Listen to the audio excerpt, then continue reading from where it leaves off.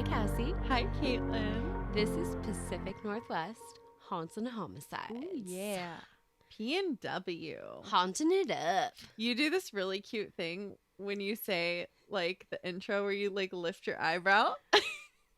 Like that. I can't The do Rock that. does it. I cannot do I that. look just like The Rock. She I'm does. equally fit. Totally. Really? Oh, no. What? I'm, like, laughing and moving the table. Oh. I don't know if you can hear that or not. Probably not. I said that last time, though. I'm like, oh, I bumped the mic. I hope you can't hear that. I'm like, you totally can. Oh, you can? Yes. That'll be fun. Hey, all you creepy ass people out there. She's like, well, how do I address these individuals? Creepy people. I mean, we mean it in like a very It's loving like a term way. of endearment. We're creepy too. So like I Yeah. call myself a creep all the time. I'm a creep. I'm a weirdo. Where's Radiohead from? I don't know. Are they from here? No, I I'm have no thinking idea. of Modest Mouse. There's a lot of bands from Portland and Seattle. Yeah. We claim all of the cool people. The cool, creepy people. And then also some real dickheads. For real. Dick. Dicks every episode. It's a selling point, I would say. Arguably. It's just a fun word to say. Really is. Just rolls right off the tongue. You see Yeah, what I it did does. there? Yeah, it does. Oh, it do. Okay, so we wanted to tell you guys something super cool. We actually took a field trip. We did it. We did the things. We did do the things. Where did we go? We went to Dick Road. We went to Dick Road. Well, and it's funny too because we both went there, but separately. Yeah, we went separately. But that's okay. Yeah, it's fine. 'Cause- I was chauffeured there by my lovely boyfriend, Chris. Yeah. I was chauffeured too. Oh, fantastic. It was by my lovely friend Lily. Shout out Lily. Ooh. She's gonna like die because I just mentioned her on the pod. Oh, I love it. Did you rate her 5 stars? Yes, she did. She drove me around and it was great. I'm gonna give her 5 stars. I gave her a tip. Perfect. Yeah, it was great. No. So, what was your experience at Dick Road? So it was really weird because we started taking like pictures and video like as we're approaching, and then as we actually got close to the trestle, we weren't seeing as many vehicles coming and going, but there was one that kind of like pulled over and we were like, okay, we don't want to be in the way, so we went and parked like around the corner a little bit, and Chris was like kind of goofing around with me and I'm like, babe, we're gonna be serious. I'm trying to get in the spoopy mode. And I was like, I don't know. I got very anxious. Like as we got closer to Dick Road, like actually closer to the trestle, like I was feeling anxious. And it might have just been like a mental thing for me. But I feel like I was like, I don't know. I feel like I was feeling kind of a nervous, like, energy. I feel like you're more open than me. Even though, like, I'm all about the spooky shit, I don't feel like I'm as open. I think that's why I'm not as open, because I feel like I sense it. Yeah. I sense weird, I don't know. You're more, what's that word? Like, susceptible? Yeah, like, Impressionable? Or empathy. She's more empathy than me. Yeah. I just make up words. It's fine. Well, an empath that is a word, but Yeah. usually that's like an emotional thing. I've never thought about it in terms feel- of like the paranormal. Yeah. But Well, yeah, I because think if I you're do pick up open, the you'll energy. feel like their energy. Like if they were, if makes there were sense. suicides there and murders, you would feel like Yes. I felt like something. even though it was like not like a super warm sunny day, but I felt like it wasn't raining, it sprinkled once or twice when we were on the way there, and it wasn't like super rainy or cloudy, but it was a little bit overcast, but I felt like it was very dark. Yeah. Like I felt like the trestle itself radiated darkness. That's interesting because I went on like a really sunny day, and when we were like under and around, I guess it cast like a shadow, You know, where it's like no, I felt like as I got it, closer to it, like I felt you just felt like dark. Energy. Yeah, I felt dark, and I felt like things looked darker than. It's hard to describe. No, but I felt the same thing, but I was just assuming like, oh, we're under, like it's a shadow. We're just, but I felt like around the bridge was pretty dark. It's a weird thing to describe. Yeah, it is. It's hard to describe. I feel like I know what you're talking about. I feel like it was not just energy, but visually, I felt like things looked darker to me. Yeah, I felt like I was walking around and everything felt a little bit muted. Mm-hmm. It was strange. I definitely felt like there was some energy there. I don't know. If I hadn't heard the stories, I'd be curious to see like what it felt like to go visit it, but I felt like it was undeniable to me. Yeah. I don't know. I don't think I felt it as much as you did, but I think I felt a little something, especially since it was like a sunny day. Yeah. And then when I was like, I got out. That probably helps. Yeah. Well, I got out pretty close to the bridge and like I felt kind of like cold, like chilly. I don't know. It was very kind of weird. I felt like it was cold. That's the like other thing. Damp. It felt damper and colder than the weather really would have suggested. That's kind of the thing that stuck with me, as I just felt. Yeah, and I run hot. So you know me, like if I feel cold, I don't know, I'm realizing I'm kind of like an energy sponge a little bit, I think. And I think I was definitely picking up on things. And it freaked me out a little bit. Like I was getting like, even when Chris is like joking around with me, he'll tell you. He'll be like, yeah, she was really cranky. I don't know what was wrong with her. She'd been fed. She slept well the night before. Has to be ghost energy. I took care of her. Yeah. I drove. She really just was, for no apparent reason. No, I felt like irritable and anxious. And when he was like joking with me, I'd be like... I was very stressed, and How'd you feel after, like when you left? Did you get burgers before or after? We went after. How'd you feel after? I felt a little bit better after we went, because we went and got like a cider, and we had food. We got fish and chips and a burger, and we shared them. Because we're one of those couples. We like Lady and the Tramp, the burger. No, just kidding. We had them cut it in half. You went to Helvetia Tavern, right? Yeah. Nice. It was really good. I felt like I really needed to like have like a cool down session after that. Like I definitely needed to go and like unwind a little bit before we drove home. Interesting. Yeah. Ooh. What was your impression of the bridge? Like, it was freaking huge. It's enormous. It's huge. And you knew it was going to be, but it felt so imposing in person. And I wasn't expecting to see it so soon. Like, I thought it was a little further down on Dick Road, but once you pull onto Dick Road, it's right there. Right there. Yeah. Yeah. It's crazy. Okay, so here's the other thing. I knew that when we talked about the case, remember I said we were talking about Mike, the neighbor guy. Yeah. He's at the house with the fence. And I was like, that's the fucking house with the fence. And I pointed it out to Chris, and I was like, look, I'm pretty sure that's where Mike lives. Is it after the bridge? It is. Yeah. Yeah, so... Bridge. I keep calling it a bridge, too. It's a freaking trestle. It's a train trestle. God. But, I mean, it looks, for all intents and purposes, like, it kind of looks like a bridge. Yeah. I mean, Don't drive over it. Yeah. Well, we were talking about it even when we talked about the case, where it was like, well, what's the difference between a trestle and a bridge? And we're like... One's for trains, one for cars. Architecturally, obviously, I think there are differences, and then they're not the same thing, but when you like approach it from a distance, they kind of look like they could be similar.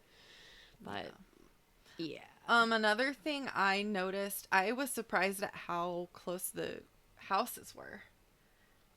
Because they were like they were very close to the road, and there was people out. So rural. When it was such a nice day, there was people out in the lawn like playing football and whatever. Yeah. And I just wasn't expecting to see people so close. So like all the claims of hearing voices and stuff, like it's probably from those houses right there. Like Did you drive further up Dick Road, up the hill? We went to the one with the tree, and then we turned around. The tree that you saw. Okay. The cool ass tree. You know, I saw that tree is so creepy, so right? Cool. It's so close to the trestle. It's just up the hill. Yeah. It's, what would you say? That's maybe like a quarter of a mile? Maybe. Not even. Yeah, maybe not even. That tree literally looks like a monster that was like growing and developing, but it's like still a plant. It's like Groot. Yeah. But creepy. I am Groot. I am Groot. Baby Groot. This is not a baby Groot. This is a big old Groot. It reminded me of the part in the story that we read for Dick Road where there were like streak marks of like hands. Oh yeah, on the glass. weird fingerprints. It looks like it's like screaming or like trying to like run away. That's how like the branches have grown. Weird. It's really weird. Anyway, that was Dick So, Road. Just field trip. so we know so everyone knows we were respectful. Oh yeah. We went during the day. We didn't disturb anyone listening or we didn't disturb anyone living there. Yeah. No, I mean, we, like, at least, like, when Chris and I went, it sounds like with you two, like, we tried to pull off and park in an area where we wouldn't be obstructing any kind of, like, flow of traffic or anything like that. And when I was there was, like, some guy, like, racing up and down on his motorcycle there. So, like, I feel like we were less disruptive than that. Yeah. And I don't know if he lived around there or what, but. Yeah. We didn't see very many cars coming back and forth on Dick Road. So that, I felt like, kind of lent to the creepiness of it. Because you're like, what, it's almost like you look around and, like, there's not really anybody coming or going. And it's like, oh, it's like putting off this energy, like, to keep people away almost. Yeah. I don't know. Some really strong vibes there. I felt things. I didn't have that feeling of, like, someone, like, choking me, but I definitely felt like... God, that would be awful. It would be, but I felt like what I was feeling as I'm walking around, and Chris commented on it, too. It wasn't as nice of a day as when you went, when we went, and we both kept feeling like there was someone very nearby or someone watching us. And there wasn't anyone watching us unless they were doing it from a distance. Like, with like binoculars. Yeah, the binos. Yeah, I definitely kept feeling like there was someone like right next to me or right behind me. It was very eerie. Yeah. We kind of just wanted to, like, leave when we got there, you know? Yeah.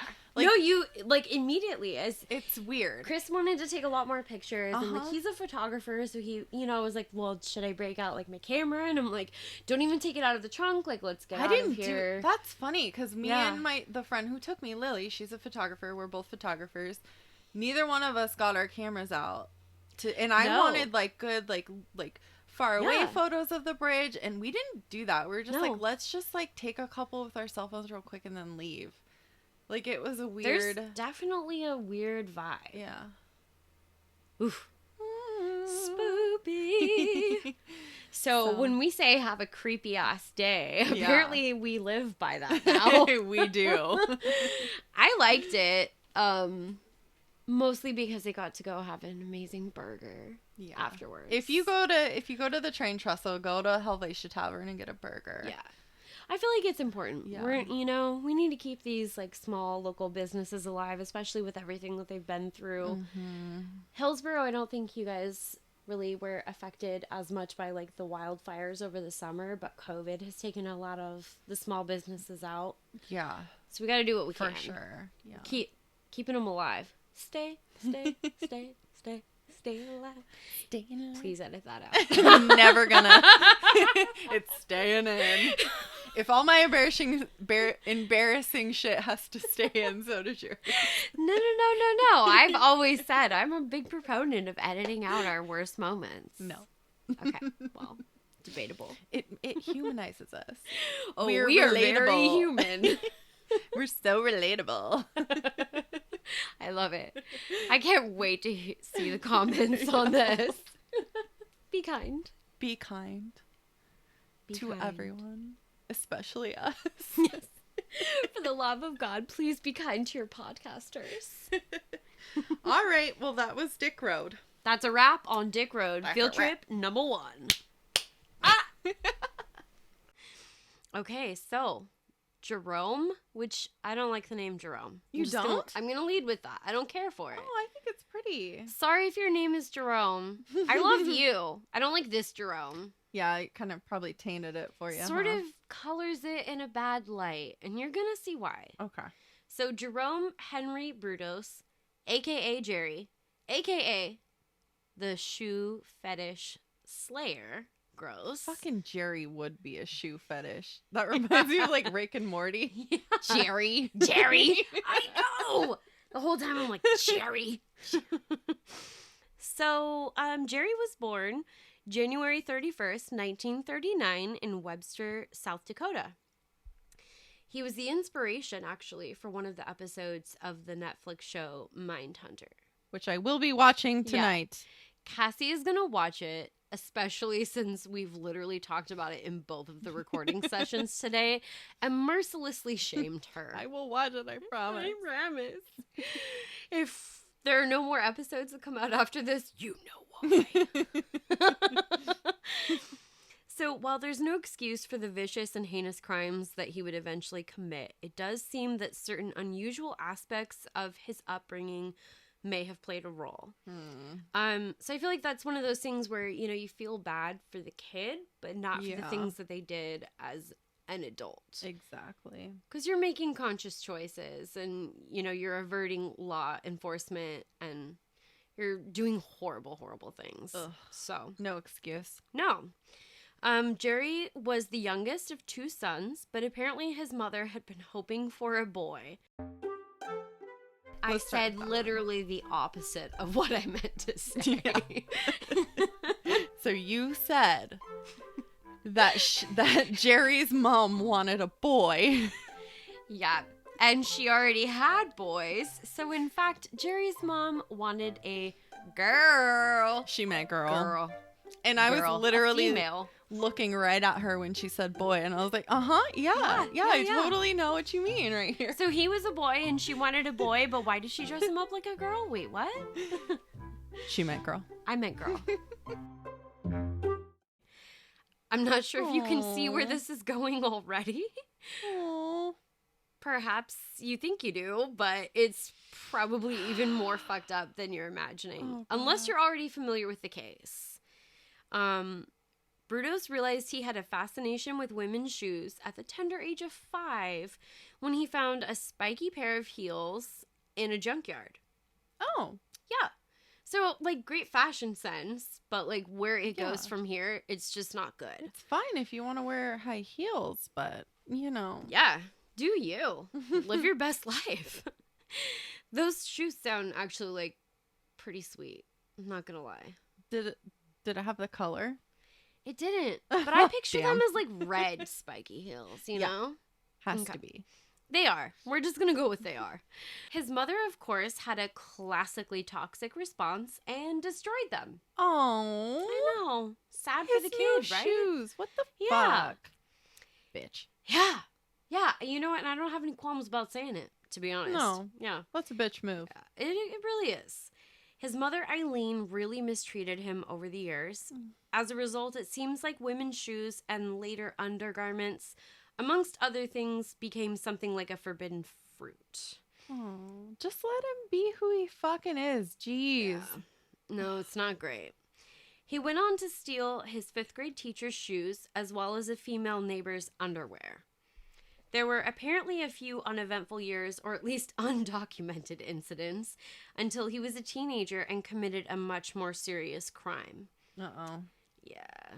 So maybe this had to do with the fact that the family moved more than once in this period, eventually settling in Salem, Oregon. So I think it's possible that if they were moving around and record keeping in the, you know, mid 40s, early 50s, probably not great. So there may be some things that, like, we just don't necessarily have a record of. Yeah. Or they didn't get reported. Just completely innocent during that time, you know. Probably not. Yeah. No, as you get to know Jerry, you're going to think that's extremely unlikely. Jerry. Yeah, Jerry. As a young teen, he was reported to have stalked and attacked women to steal their shoes. Only for their shoes? Yeah. It started out that way. Interesting. But still, like, how scary is that? Someone attacks you, you kind of don't care if he's just after your shoes. You're Give me your freaking shoes. out. Oh, okay. Here. I mean, I guess. Here come. So at 17, he abducted a teenage girl, threatened to stab her, and forced her to strip naked while he photographed her. Oh. Yeah, not great. Oh. That's uncomfortable. Yeah, you're not going to like a lot of this story. Okay. Really, any of it? All right. It's pretty unrelatable. Oh. Yeah. Thank goodness. Yeah. So there's that. Very lucky. There are conflicting reports about this attack, but after being arrested for this crime, he was committed to Oregon State Hospital as a psychiatric ward for 9 months. Some reports say this was as an outpatient program that he only attended after school, which gets a big fat what in the actual fuck in my book. How are you an outpatient, like... For attacking women? Yeah. No. Great. 50s. So the psychiatric examinations that followed would lead to a diagnosis of schizophrenia, as well as the understanding that his crimes were driven by not only his hatred of his mother, but of women in general. Because fucking patriarchy and shit. Everyone hates women. Yeah, I guess so. We hate you right back. Yeah, we hate you, Jerry. Okay? The feeling is mutual. So even though he had been institutionalized at certain times, Brudos still graduated with his class in 1957. He would go on to become an electronics technician, which is a super vague job description if I've ever heard of one. What kind of electronics? Yeah, I don't know. Interesting. I don't think there were as many electronics back then. Oh, that's true. Okay. So maybe that was more specific in the era. That makes sense. In 1961, Brudos married a 17-year-old woman named Darcy. He was 22. Darcy. Yeah, Darcy. I That's like the name cute. Darcy. Because even sexual deviants didn't stay single for long in the 60s, apparently. That's gotta get coupled up. Oh.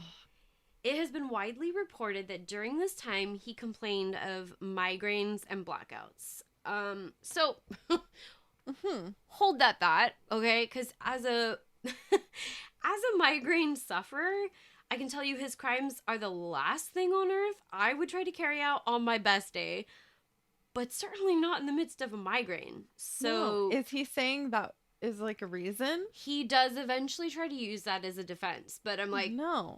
Yeah, so sorry, Jerry, but I'm gonna have to call bullshit on this one. Jerry, you just want to lay there with a freaking cold towel on your head in the dark. Yeah, no, it's ridiculous.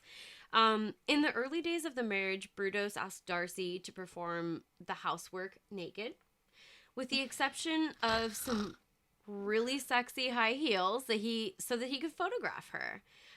Now, what you do in the privacy of your own home is 1,000% your business. And I mean, I kind of think that like these days, for many people, that might be considered relatively tame. Yeah, exactly. Like, yeah. They're married. It's their own private home. But I think back then that was like, oh, risky. Yeah, that's pretty scandalous for the 50s. Yeah. 50s, right, you said? Well, by this point it was the 60s. Okay, but still. Yeah, it was a different getting time. Crazy, but not that crazy. Oh, it's going to get crazy. Don't you worry. Back then, I gotta say, though, I mean, it's kind of wild that Darcy apparently didn't bat an eyelash at that request. Like, and she did it? Yeah. Willingly? I mean, she's like, Jerry, I got you. This is your fantasy. I'm bringing it to life. Well, go Darcy. You know? But then also don't. Not when you know what's about to happen. So anyway, as married people sometimes do, Darcy and Jerry had 2 children. You can have as many as you want, or none, but they had 2. In 1967, he is alleged to have assaulted a young woman in her home while she slept, and he stole her shoes. It was connected to him later, so it wasn't like immediately he was a suspect. This was something that they connected to him after he was finally arrested. Because of the shoe thing? Yeah.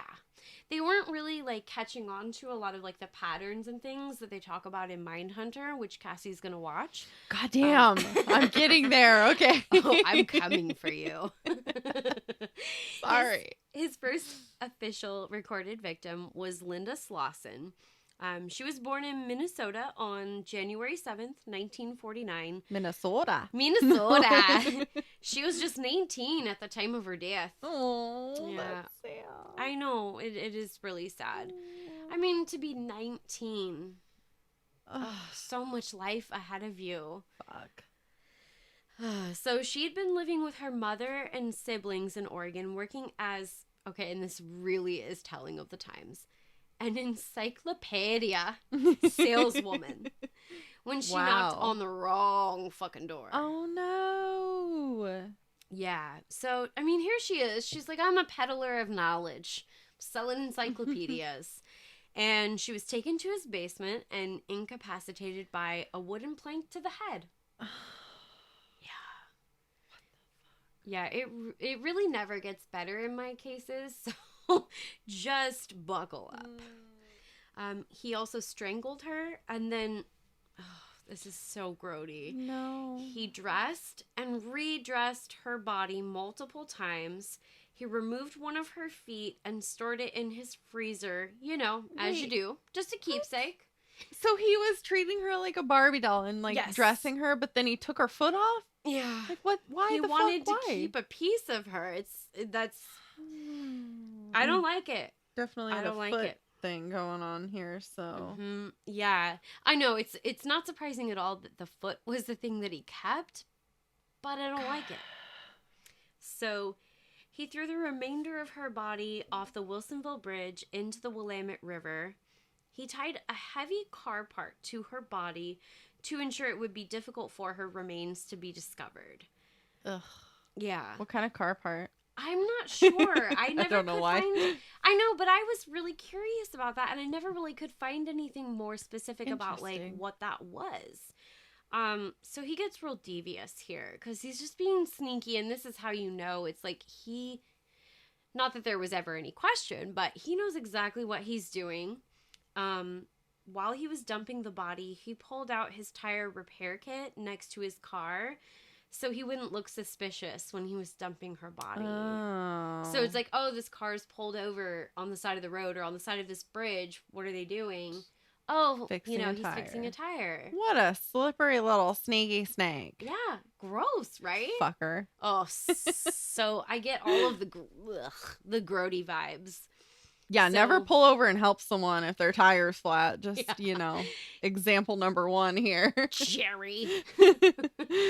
So her remains were not recovered, but he was confirmed as his killer, or her killer, through his confession. So that's always kind of tricky because I think that they feel like with some degree of certainty that he was obviously the killer, but when they can't confirm that through any other means than just the word of the person who allegedly killed her, it's a little bit... Yeah, because he's hard. Obviously a fucking it's the liar. 60s. How much evidence can they really gather? There's not a lot forensically. Oh, so her body was never found? It was never recovered, yeah.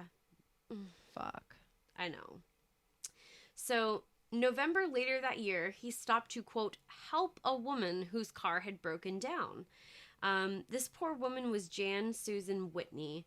He strangled her and then sexually assaulted her body, ultimately repeating the same pattern as with Linda, his previous victim. So once he moved her body back to his home, he did the same routine, life-size Barbie, dressing and redressing her body in various women's clothing and undergarments. His memento this time got way weirder and a lot darker. No, I don't want to know. I know. And once you hear it, you can't unhear it. But here we go. All right, throw it at me. He took it a step further by removing one of her breasts. Oh. That he later turned into a paperweight. What? Yes. This is real life. What? Is that not the stuff of nightmares? A paperweight. Yes. So I guess he basically bonded it in some sort of like an acrylic. I have a lot of feelings about that. And he that just could had be a podcast in itself. a boob sitting on his desk weighing paper down. A literal human boob. That's a thing that Jerry did. Fucking Jerry. What the fuck is wrong with you, Jerry? Jerry! Oh, okay.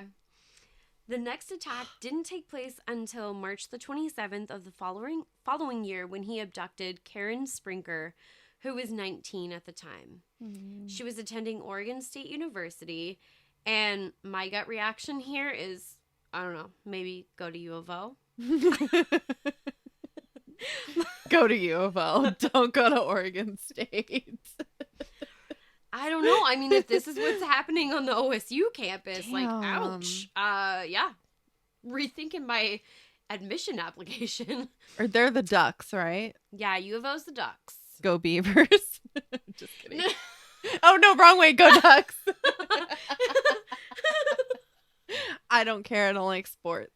Yeah, I don't like sports balling either, but I do like the Ducks. Sports balling. I guess I would like the Beavers. Well, just because they're black and orange and that's Halloween Beaver colors. School is where she was abducted from. But oh God, I don't know. Really? That's where she was attending college. I shouldn't say that's where she was abducted from. Okay. That's misleading. Because I'm going to explain to you now where it really took place. So, he spotted her in a parking garage in Salem in broad daylight on her way to meet her mother for a lunch/shopping date. No. So, I know, her mommy. I know, her poor mom. Well, her mother, she sprang into action. She quickly reported her missing, but unfortunately for Karen, it was just too late because Jerry already had her. Following her abduction, Brudos took her to his home where he wasted no time before sexually assaulting and strangling her to death. Adding injury to insult, he then removed both of her breasts because apparently that's his thing now. He escalated. Yeah, no thank you, please. Karen's car was discovered by police with her school books and the car intact. So that's kind of telling. You know, they can tell a lot by what somebody leaves behind if they're abducted or if they just are trying to disappear based on what's in the car. His next victim was attacked just 4 weeks later on her way to meet her boyfriend. Her name was Linda Saley. Apparently her boyfriend wasn't concerned when she didn't show up, but her employer was. Her boyfriend was like, oh, she didn't show up. It's fine. We had plans, but... To that I say, for the world to hear, Chris, if I don't show up for a date, I've been abducted, involve the appropriate authorities. Yeah. Yeah. Don't make her work fucking call. You need a call. Chris would be investigating it himself. I think so too. Yeah. And very effectively, Where's feel. my woman? Yeah. Not in a possessive way. Just in a I want her back so badly. I miss you. Well, in a really manly way. Like a cute, manly way. I really miss her. He's super manly. Okay, I think I just have to stop doing impressions of people because I'm not real good. So, her disappearance and eventual murder did lead to not only the discovery of her remains, despite his attempts at thwarting this by, again, Jerry, attaching a heavy car part to her, but also to the idea that maybe there was another motherfucking... Okay. I forgot that I wrote this joke in there. Just making yourself laugh. Her disappearance and eventual murder did lead to not only the discovery of her remains, which obviously he was still attempting to thwart this by attaching, again, a heavy car part to her. But also, they came up with the idea that perhaps there was a motherfucking pattern on this motherfucking plane. I was like, wow. Yeah. Sorry, guys. Deep cut, but I feel the hate for Jerry, and I just got carried away. Jerry. And it made me make horrible jokes. It's a good joke. That's how I cope. Also, Rose. End game here is that Jerry was a serious woman-hating dickhead. A local OSU student and a distinctive knot ended up being the keys to solving the case. Jerry had been calling women at local colleges looking to set up dates. Super weird. Like cold calling. Like calling out of the blue. Yeah. Mm-hmm. Yeah. Hey, want to go out on a date? Yeah. What the? If you got that I'm on the do not call list. Thanks. Who's going to say yes to that? Does someone... Oh, I'm not victim blaming here. No, not at all. But you're just like, how did that happen? But no. I have so many follow-up questions. I guess in the... What year was it now? 60s still? It was in the 60s, yeah. I guess back then it was a little different. Now no one answers their phone, so. Yeah. First of all, don't call me. If you cold text me for a date, also still hard pass. Awkward. Yeah. Like so, what? Okay, so he was introducing himself, though, as an apparently lonely Vietnam veteran. Police eventually lucked out and found a woman who had a truly terrifying first date with none other than yours truly, J motherfucking B. So he reportedly had alluded to interest in or joked about killing women on that date. On the date. So it depends on the account. So some people say he alluded to an interest in it. Some of the stories say that he joked about actually killing women. It's Either way. fuzzy. Details are fuzzy, but I'm not here for Red it. flag. Yeah. Huge. I'm uncomfortable with it. Oh, yeah. So Oh, yeah. Yeah. Oh, yeah. So here's the crazy part, because I feel like the cops were like, okay, we can work with this. We got this. So they set up a sting and then interrogated this guy. They're like, all right, motherfucker, why are you cold calling for dates? Number one. Yeah. So many other questions. I really wish we had footage, like a recording of that interrogation. That would be interesting. Yeah, to listen to that. So based on potential witness testimony, they obtained a warrant to search his home that left no doubt he was a very sadistic serial killer. Their police found many photos that had been taken of his victims post-mortem. Here is something, this is like unbelievably stupid. Jerry! One of the photos that they found, he was too stupid to realize actually featured his fucking ugly mug in a reflection. And I've seen this photo. Gross. Oh, it's the body's in it? Yes.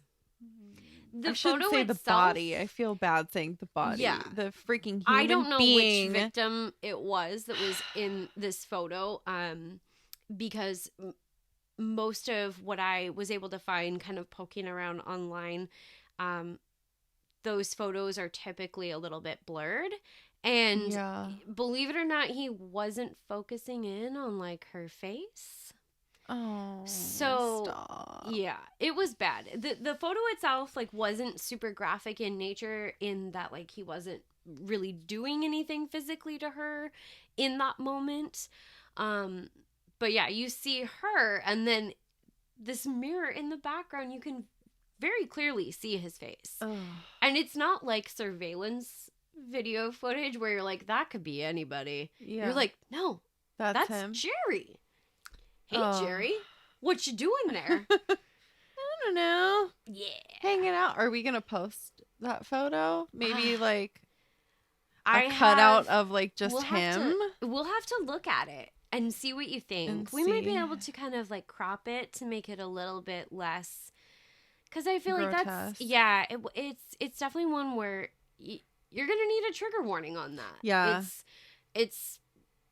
It's not great. Yeah, I definitely don't want to post a lot of very graphic images. But no, it would be interesting to see his stupid face.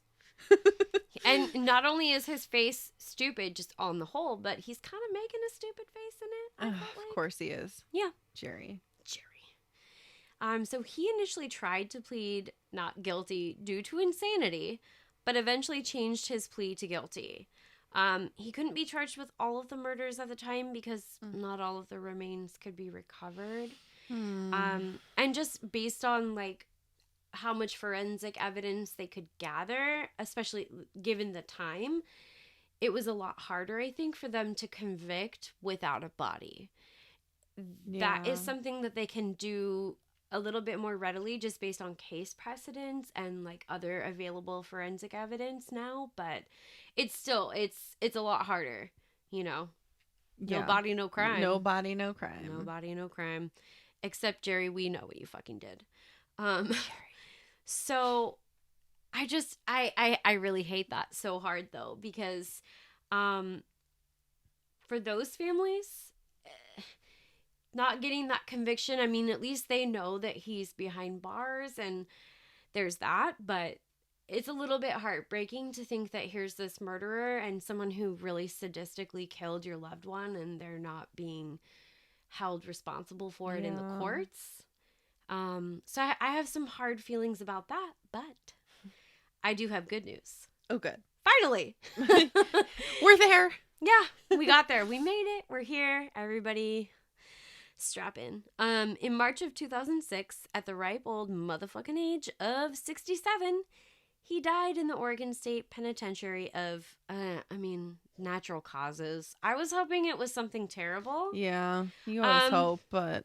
I don't know. It's probably not super cool to say, but I'm like, where's a shank when you need one? Am I right? Get him. Felt like the way to go for him. Yeah. I know there have been other serial killers that were killed in prison by inmates because they were like, the crimes that you committed were just so egregious. Too bad for prison. Yeah, like if you've killed children, and I'll have to, I'm probably not going to cover this story because I don't think it's a Pacific Northwest one, but I am just totally blanking on the name, but there is a very famous serial killer who I believe did commit crimes against children. And he liked to talk about like his cannibalistic acts and stuff. Yeah, so he made jokes about stuff and like would play with his food and make his food into the shapes of bodies and stuff. Oh my God. So the other inmates were just like, we can't with this anymore. What? You gotta go. He deserved that for sure. Yeah. He kind of had it coming, I feel like. It's probably not super cool to say these days, but like... Yeah, whatever. if you kill children, I feel like... Am I going out on a limb, or can we just all agree? I think it's fine. But so. Jerry did not. Jerry died of natural causes. Sure did. Ugh. I was hoping it would just be like a hybrid mutant virus. You know, like COVID. Yeah. Or something even way worse, but no dice. So, bye-bye, Jerry. It's been real disgusting. At least he's gone. Yeah. No more freaking cutting off boobs and making them paperweights. Yeah.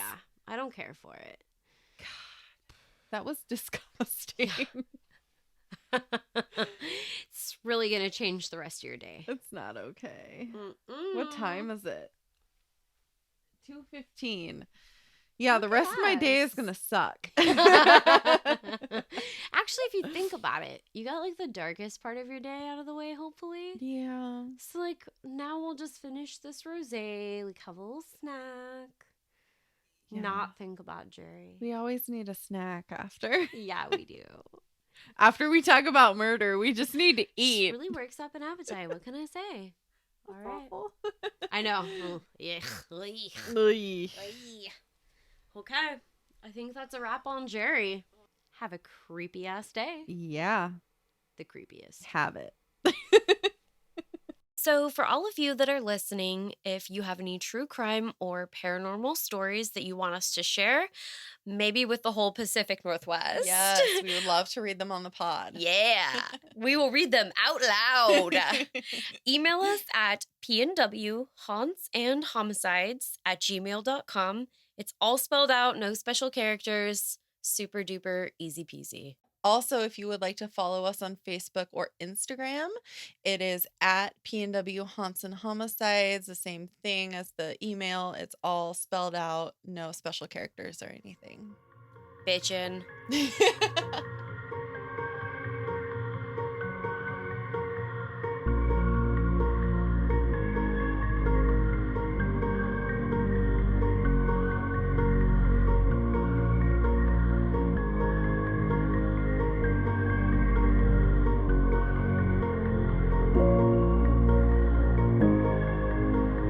No,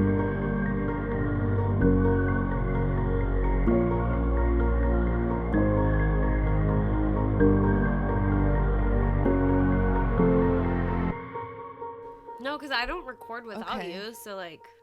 Better not be. Yeah. You're like, excuse me?